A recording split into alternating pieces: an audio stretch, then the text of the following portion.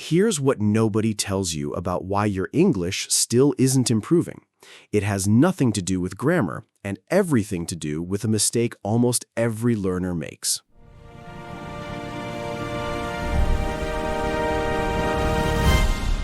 Okay, so I have to tell you something. I almost quit French last month. Wait, what? You never told me that. Yeah, I was sitting there 3 years in, still stumbling over the same sentences I was stumbling over a year ago. And I thought, what is the point of this? 3 years, Alex. That's not nothing. That's exactly why it felt so bad. 3 years of lessons, apps, flashcards, and I could still barely order food without freezing up. Okay, so this is actually perfect because today we are talking about exactly that. Why people study for years and still feel stuck. Right, because everyone assumes if you're not improving, you're just not trying hard enough. Which is completely wrong, by the way. Completely wrong. And I want to unpack why, because once I understood this, everything changed for me. Same with my Spanish. I had this one specific moment where it clicked, and I want to share that too. But let's start with your story. What was actually happening? So picture this. I'm in a French class, intermediate level, and every week we learn new grammar rules, subjunctive, past tense variations, all of it. And every week I understand the rule perfectly on the page. But then, someone speaks to me in real French at normal speed, and my brain just goes blank, like there's a wall between what I know and what I can actually use. that gap is so real. It's almost like having two different brains, the one that studies and the one that talks. Exactly. And for a long time, I thought the answer was just more studying, more rules, more vocabulary lists. So I did more of the same thing. And? And nothing changed. Same wall, same freeze. I was doing more work and getting the same result, which honestly felt worse than doing nothing. Okay, so this is the exact story we hear from listeners constantly. People who've been learning English for years, sometimes since school, and they still feel stuck at the same level. It's called a plateau, right? That's the word for it. Yes, a plateau. It's when your progress just flattens out.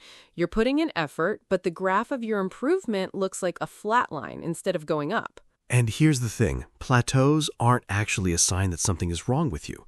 They're incredibly common, and there's real science behind why they happen. This is where it gets interesting. So let's talk about the actual research, because once you understand the mechanism, the plateau makes a lot more sense. Let's do it. Where do we start? Let's start with a researcher named Stephen Krashen. He's probably the most influential name in second language acquisition, and he came up with something called the input hypothesis. Okay, break that down for me. So Krashen's idea is that we acquire language not by memorizing rules, but by receiving what he calls comprehensible input. That means language that's just slightly above your current level. Not too easy, not too hard. So if I only ever listen to content that's way too advanced, my brain can't actually process it into learning. Right, it's just noise at that point. But if it's too easy, there's nothing new to acquire either. It has to sit in that sweet spot. That actually explains a lot about my French plateau. I was watching French news, which is incredibly fast and full of vocabulary I didn't know. I thought I was being ambitious. But your brain couldn't extract the patterns from it. No, it was just static. I understood maybe 20% of it, and that's not enough for the input to actually teach me anything. This is such a common trap. People think harder content equals faster progress, but Krashen's research suggests the opposite. You need input you can mostly understand with just a bit of a stretch. So there's a second part to his theory too, right? Something about emotions? Yes, this part is huge. It's called the affective filter hypothesis.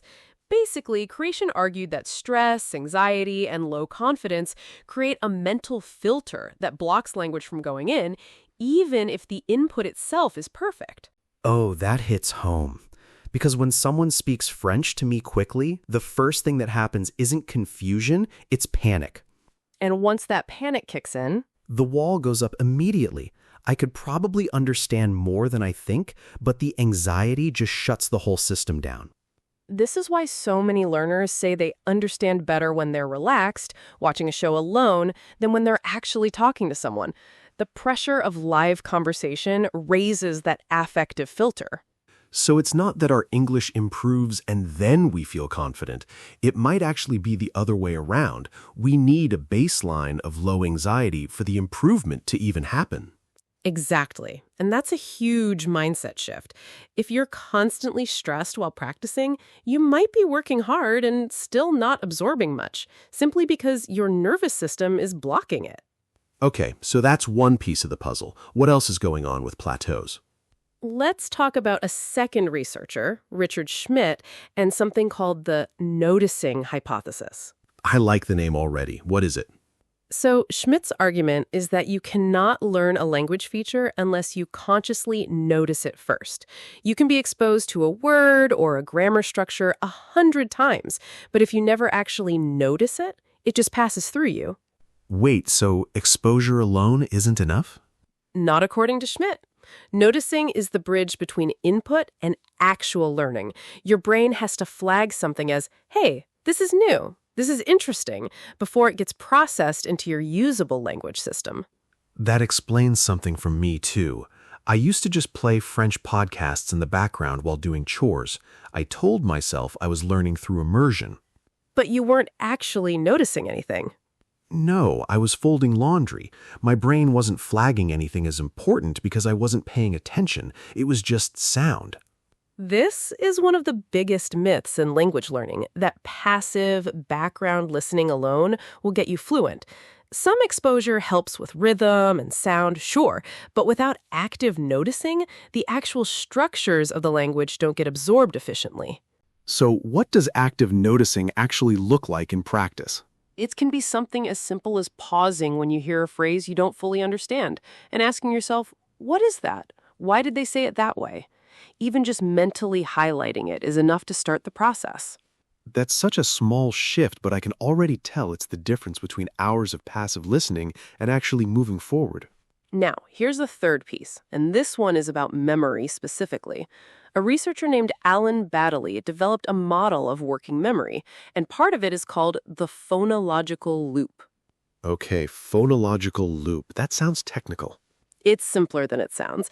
Basically, it's the part of your brain that temporarily holds sounds and words so you can process them, almost like a tiny recording that plays for a few seconds before it either gets stored or forgotten.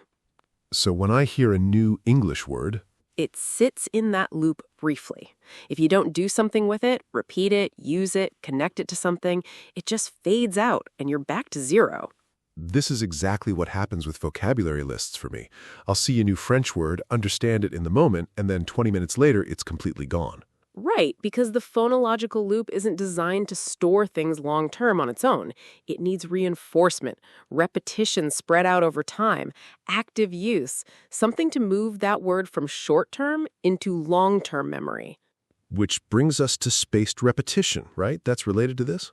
Exactly. And that connects to another researcher, Robert Bjork, who talks about something called desirable difficulty. Desirable difficulty. That sounds like a contradiction. It kind of is, and that's the point. Bjork's research shows that learning sticks better when it involves a bit of struggle. If review feels too easy, your brain doesn't work hard enough to strengthen the memory. So cramming the same 5 words every single day Is actually less effective than spacing them out, so that by the time you review them again, you've almost forgotten and your brain has to work a little to retrieve it. That struggle is what makes the memory stronger. That's wild, because it feels counterintuitive. You'd think easy and smooth is better. It feels better in the moment, but it doesn't build durable memory. This is actually one of the reasons cramming for tests works short-term, but the information disappears so quickly afterward. Okay, so we've got input that's at the right level, low anxiety so the filter doesn't block it, active noticing instead of passive background noise, and spaced review with a bit of desirable struggle. That's 4 pieces. There's one more I want to bring in because it explains something specific about speaking, not just understanding. Go for it. This is Meryl Swain's output hypothesis. Her argument is that comprehension alone isn't enough. You actually need to produce the language, speaking or writing, because that's what forces you to notice the gaps in your own knowledge. So it's not enough to just understand French when I hear it. Right, because understanding and producing use different mental processes. When you try to actually say something, you run into moments where you realize, wait, I don't actually know how to say this. And that gap is incredibly valuable because it tells you exactly what to work on next. That's exactly what happened to me when I started doing language exchanges. I thought I understood grammar pretty well from studying, but the second I had to produce a sentence on the spot, I realized how many holes there actually were. And that discomfort, that moment of stumbling, is actually a sign of progress, not failure. It means your brain is identifying exactly where the learning needs to happen. Okay, so this is a lot of research, but I want to bring it all together into something practical. Because knowing the theory is great, but people need something they can actually do.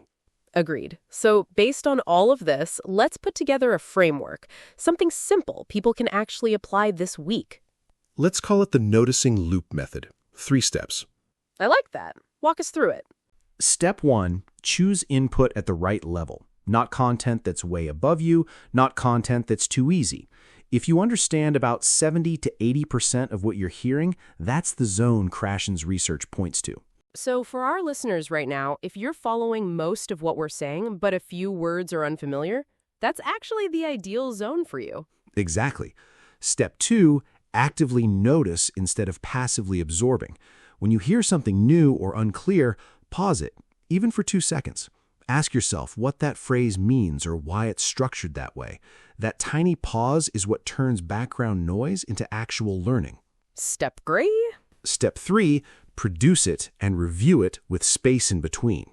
Try using the word or phrase yourself within the next day out loud or in writing, and then come back to it again a few days later instead of only once. So input at the right level, active noticing instead of passive listening, and spaced production. Those 3 steps directly address the plateau most learners hit. And honestly, once I started doing this with French, even just the noticing part, things started moving again. I stopped feeling like I was frozen. That's the thing about plateaus. They're not permanent. They're usually a sign that something in the process needs adjusting, not that you've hit some kind of ceiling. Okay, before we wrap up, let's review some of the vocabulary we used today, because these are genuinely useful words for talking about learning in general, not just languages. Good idea. First one, plateau. We use this to describe a period where progress stops even though you're still putting in effort. You could say, my progress hit a plateau around the intermediate level. Next one, comprehensible. This means something that can be understood. We talked about comprehensible input, meaning language input you can mostly understand.